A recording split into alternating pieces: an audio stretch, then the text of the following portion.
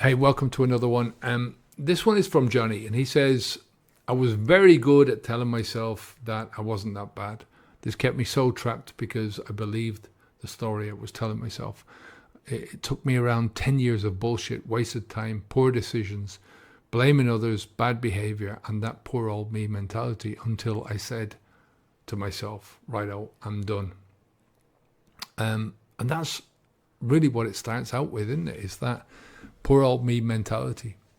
I'm not saying we start drinking out of that. I think we start drinking for various different reasons. I mean, mostly peer pressure or some form of peer pressure, but I think it moves on to kind of a version of I deserve this, in terms of trying to solve problems through alcohol, trying to use alcohol as a tool. You know, anytime you come home and you relax with alcohol, it is that kind of mentality that pushes you to that, to take that decision, I think. And it's that double-edged sword, because I think once you get into it, especially as you were saying, down the road there, 10 years, you know, when you're doing this for 10 years, like I know Johnny, right? And I know that he was drinking for more than 10 years, like myself. And what he means is that the 10 years when he knew there was problems involved with what he was doing, that he knew there was problems. He could see that it was taking him down a road that he didn't want to go, and that's when he was trying to change things. But as he's saying, you know, it's 10 years of bullshit because you're conning yourself. But like I said, it's a double-edged sword, because there's certain times when you say to yourself, well, I deserve a drink. I've worked hard today, right? Or it's been a shitty day. Or it's, this thing has happened today and I need to have a drink. Or I've got this problem. I don't want to think about it now, so I'm having a drink. Or I've had an argument with somebody and I'm going to have a drink. Whatever reason, right? I deserve the drink. I mean, there's other times when we just drink because it's a nice day. We feel good. And, those kind of things, it's the same kind of a mentality. You're just saying to yourself, well, isn't it a great day today? Would be a great day for a drink. You know, I deserve that. That kind of stuff. But then we also, when we get the consequences, it's one of the things that we all do during the hangover, is we berate ourselves then for what we did. I wish I didn't have done that. This is enough. I'm going to stop. Right? I can't take this anymore. And we deserve the consequences then of what we're doing. You know, we tell ourselves, what a knob, you know, I'm not going to do that again. So I know what Johnny means when he's talking about 10 years, that he knew, but he kept feeding himself all the bullshit. And I think the poor old me mentality, that leads to a lot of poor quality thinking on its own. I mean, the alcohol itself is screwing around with your brain enough. That's screwing around, you know, you've got the whatever it's doing to your brain to depress your brain, to depress your thinking, to depress your planning, all of those good things that we do in life to help us to progress in life. That's what the alcohol is ruining that, but also not taking responsibility and that poor old me thinking. When your brain is always running on that suboptimal level, massively suboptimal level, and then you add in the victim mentality as well onto that, you're talking about a disaster. You know, and Johnny was like myself. He was, or he is, you're in a competitive world where you're trying to get things done. You're trying to achieve things. And when you're in that kind of a world and you're a drinker, you're hoping that your competitors are also drinkers, or they're taking some form of a drug, right? It doesn't have to be alcohol, so long as they're using something which is bringing themselves down to your level or below your level, so at least you're keeping up with them. But that's not the case with a lot of people. So it just gives us that victim narrative, as you say. You know, I think we can all agree with it's a trapping story, because we know the stories that we're telling ourselves. It's a trapping situation. We know the stories that we're telling ourselves. We know that it's bullshit, but we're quite happy to go along with it because it's delusional. I'm talked about this the other day in one of the other videos, where the delusion is part of the problem. The delusion shows you that you have the other side of it that wants to change, because if you had no other side of you that wanted to change, if we go back before Johnny got to his last 10 years, if I went back to before my last 10 years, and funny, it always seems to be around that time. It's the last 10 years I've been drinking heavy. You look at one of the videos that we did where the guy was drinking for 38 years and it was on his first day. He was talking about the last 10 years that he was drinking heavy. And for that time, you've got like a conflict. You've got one side of yourself that wants to stop and the other side of yourself that wants to carry on. So this is conflict there. And that creates the self-delusion. Go back behind the 10 years and you don't have that delusion because you haven't got those two sides of yourself that are competing with each other inside your mind. So, like I said, the victim narrative is not just you're a victim because of the stuff that happens in your life. That they're just stories that you tell yourself. The victim narrative is that going back to that, I deserve it. I deserve this. That's a victim narrative. I deserve to poison myself with this alcohol, or I deserve to have a good time. That's what we're saying to ourselves. We don't actually say to ourselves, oh, yeah, I deserve to intoxicate my body and put this poison into my body. We don't say that. It's always couched in the terms that help us to carry on with the habit that we've got. But then that victim narrative does start to spill out into other areas of our lives, blaming other people, blaming our environments, blaming our childhoods, blaming everything except the things that it should be blamed on, you putting the alcohol into your body. And then you've got another victim mentality, right?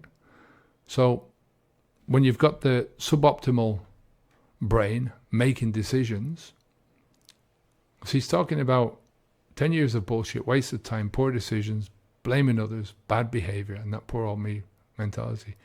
The poor decisions are coming from the suboptimal thinking, the suboptimal brain. The more you drink, the more your capacity, your brain capacity lowers. Think about what alcohol does to your liver over years of drinking. So we're talking here about 30 years drinking, 20, 30 years of drinking. It damages your liver, so you're going through fatty liver. There's stages to that, and then you've got all the way up to cirrhosis of the liver, and there's stages to that. So you can have mild cirrhosis, which a lot of people have, and then you've got severe cirrhosis, or you've got end-stage cirrhosis, where your liver is completely gone. And you think about how that is affecting your brain at the same time, that your brain is not immune to any of this stuff. The brain gets the dose of alcohol straight through. The blood-brain barrier is there to protect your brain against foreign agents, but the alcohol gets through unfiltered, right? It's not weakened in any way, shape, or form. It gets straight through. And how that affects your brain over those years. So we're talking about a suboptimal brain, we're talking about suboptimal thinking, and then that thinking leads to bad decisions. And why wouldn't it? And the blaming other people lets us avoid our own responsibility, it lets us avoid that self-delusion, or it allows the self-delusion to take hold and to allow you to say to yourself, well, yeah, it's not really affecting me that much. No, it's not my fault anyway. And that becomes a vicious cycle. And I think the one thing that he says more than anything else is he talks about the 10 years and then all that wasted time. And I think the wasted time and the wasted energy, that's the biggest thing that we have. That procrastination, that it stops you from doing the things that you want to do. I could have done this today, but I didn't because I was drinking instead. And when you finally stop and you sit down, you realize that time and energy are your biggest currencies. I think it's one of the reasons why a lot of people come to me and come to videos like this or courses or the coaching, is because they're in the 40s and 50s and 60s, and it is that time when people start to really reflect on their lives and think, yeah, I mean, I haven't got that much more time, productive time left in me in the sense that we're thinking about it. I don't feel like, like if I'm feeling this way now, what am I going to feel like in 10 years' time? I was 46 and I thought I was screwed. Honestly, I thought I was screwed. I was thinking to myself, how am I going to get to 65 when I'm retiring? And even now, that's, a lot of countries, most countries, by the time we get to that stage, it's going to be higher. 67, 68. I've heard some places they're talking about in the 70s now. And if you feel that way in your 40s, and you just use your imagination a little bit and think how that rot is going to multiply itself out in the years to come if you don't stop. So when we're talking about the time and energy, it's the biggest currency that you have, especially your time. You spend your energy, and you can't spend that energy on two things at the same time. You can't spend the same time on two things at the same time. You have to focus, right? And time is the one thing that you're not getting back. You're not getting back. There's no guarantee of anything. There's no guarantee that I'm going to be here, or any of us are going to be here singularly. I look around and I think, are any of us going to be here in a year's time? With some of the shit that's going on nowadays. But all we can do is look at ourselves. And I can't look at nobody can look ahead and say, well, nothing's going to happen to me and I'm going to be definitely here, 100% guaranteed in a year's time.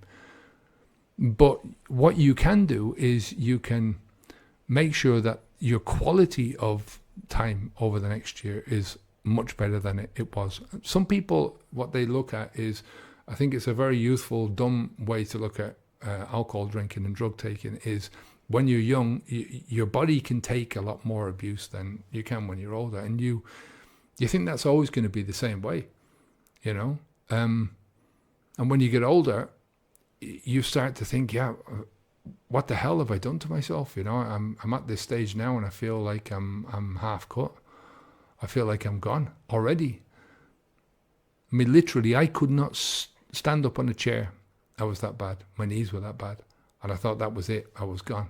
That my knees were only going to get worse. And within a month of stopping drinking, that was gone. I had chronic indigestion that was there for a long time. I had heart palpitations. I was waking up in the middle of the night thinking I was having a heart attack on many occasions. So just think about that. Think about how it affects you and how you're using. Like I said, there's no guarantee that you have got any quality or quantity of time, but you have every guarantee of quality of time, that you can increase the quality of your time.